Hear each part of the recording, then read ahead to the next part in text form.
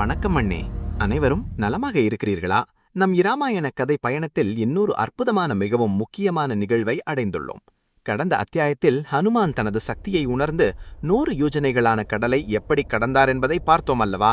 ஆகாயத்துக்கு நிகரான மனவலிமையுடன் இலங்கைக்கு கால்பதித்த ஹனுமான் அங்கே என்ன பார்த்தார்? தனது குறிக்கோளை எவ்வாறு அடைந்தார்? அதுவே இன்றைய அத்தியாயம். ஆகையால் தாமதிக்காமல் கதைக்குள் செல்லலாம். ஆனால் செல்லும் முன் அனைவரும் ஒருமுறை இந்த சேனலை சப்ஸ்கிரைப் செய்து அருகில் இருக்கும் மணி சின்னத்தை அழுத்துங்கள். இலங்கையின் கரையை அடைந்த ஹனுமான் திரிகூடமலை மீது அமர்ந்திருந்த அந்த பொன்னான இலங்கையை பார்த்து ஆச்சரியமடைந்தார். ஆனால் இது மகிழ வேண்டிய நேரமல்ல. கடுமையான காவல் உள்ள அந்த நகரக்குள் எப்படி செல்லலாம் என்று யோசித்தார். பகலில் போனால் கண்டுபிடிக்கப்படுவது உறுதி என்பதால் இரவில் சிறிய உருவமாக மாறி சுவரை தாண்டி உள்ளே போக முடிவு செய்தார். அப்படியே ஹனுமான் முக்கிய வாசலுக்குச் செல்ல இலங்கையின் காவலாளியாக நியமிக்கப்பட்ட கிலங்கினி என்ற பயங்கரமான ராட்சசி அவரை தடுத்தாள்.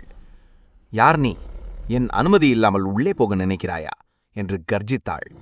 ஹனுமான் நாகரிகமாக நான் நகரை மட்டும் பார்க்க வந்தேன் என்றாலும் அவள் கேட்கவில்லை. தாக்கினார். அப்போது பெண்களுக்கு அனாவசியமாக சேதம் செய்யக்கூடாது என்று தர்மத்தை பின்பற்றி ஹனுமான் தனது இடது கையால் ஒரு அடி கொடுத்தார். அந்த ஒரே அடியில் இலங்கினி கீழே விழுந்தாள். தரையில் விழுந்த அவள், இங்கே ஒரு வானரின் அடியால் இலங்கையின் அழிவு தொடங்கும் என்று பிரம்மதேவன் சொன்னார். அந்த வானரன் நீதான். உன் பணி வெற்றியடையட்டும் என்று ஆசீர்வதித்து வழிவிட்டாள். இலங்கையில் நுழைந்த ஹனுமான் சீதா மாதாவை தேடி ஒவ்வொரு வீடும் ஒவ்வொரு தெருவும் தேடத் தொடங்கினார். இறுதியில் ராவணனின் அந்த புறத்துக்குள் நுழைந்தார். அங்கே பல ராணிகளுடன் ஆழ்ந்த நித்திரையிலிருந்து ராவணனை பார்த்தார். அவர்களில் மிகவும் உளிர்ந்தவளாக இருந்தவள் ராவணனின் மனைவி மண்டோதரி. ஒரு கணம் ஹனுமான் அவளை சீதா மாதா என நினைத்தார். ஆனால் உடனே தன்னை திருத்திக் கொண்டார். இல்லை இல்லை, என் தாய் இராமனிடமிருந்து பிரிந்து இவ்வளவு சுகமாக ஆபரணங்களுடன் நித்திரை செய்ய மாட்டாள். துயரத்தால் மெலிந்திருப்பாள். எவ்வளவு தேடியும் சீதா மாதாவின் சுவடே கிடைக்காததால் ஹனுமான் ஆழ்ந்த விரக்தியில் மூழ்கினார். அப்படி விரக்தியுடன் தேடிக்கொண்டிருந்த ஹனுமானுக்கு ஒரு விசித்திரமான வீடு தெரிந்தது. அந்த வீட்டின் முன் துளசி செடி, கதவுகளில் சங்கு சக்கரம், உள்ளிருந்து மெதுவாக ராமா ராமா என்று ஒலி. ராட்சசர்களின் நகரத்தில் இப்படி தர்மத்தின் அடையாளங்களுடன் கூடிய வீடு பார்த்தவுடன் ஹனுமானின் உள்ளத்தில் நம்பிக்கை முளைத்தது.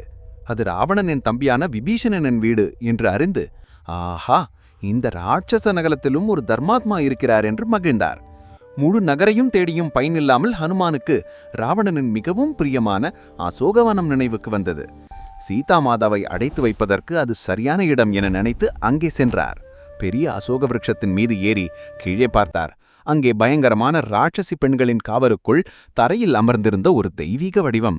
நோன்புகளால் மெலிந்து பழைய ஆடையில் மழையில் நனைந்த தாமரை தண்டு போல இருந்தாலும் அவளது ஒளி குறையவில்லை. எப்போதும் இராமனை நினைத்து கண்ணீர் வடித்துக் கொண்டிருந்தாள். அவளை பார்த்தவுடன் ஹனுமான் அடையாளம் கண்டார். இவள் என் சீதாமாத்தை தவிர வேறு யாருமில்லை. என் பிரபு சொன்ன அத்தனை அடையாளங்களும் பொருந்துகின்றன. தனது தாயை கண்ட மகிழ்ச்சி, அவளது துயரத்தை பார்த்த கவலை இரண்டும் ஒரே நேரத்தில் அவரை ஆட்கொண்டன. ஹனுமானின் தேடல் வெற்றியடைந்தது. பார்த்தீர்களா? எத்தனை தடைகள் வந்தாலும் மனம் தளராமல் ஹனுமான் தனது குறிக்கோளை எட்டினார். ஆனால் சீதா மாதாவை கண்டுவிட்டார். சரி, அவளுடன் எப்படி பேசுவார்? ராட்சசிகளின் நடுவில் இருக்கும் அவளுக்கு தானார் என்று எப்படி அறிமுகப்படுத்துவார்? அதை அடுத்த அத்தியாயத்தில் பார்ப்போம். இந்த கதை உங்களுக்கு பிடித்திருக்கும் என்று நம்புகிறேன். பிடித்திருந்தால் இந்த வீடியோவை லைக் செய்யுங்கள், ஷேர் செய்யுங்கள், சேனலை சப்ஸ்கிரைப் செய்யுங்கள்.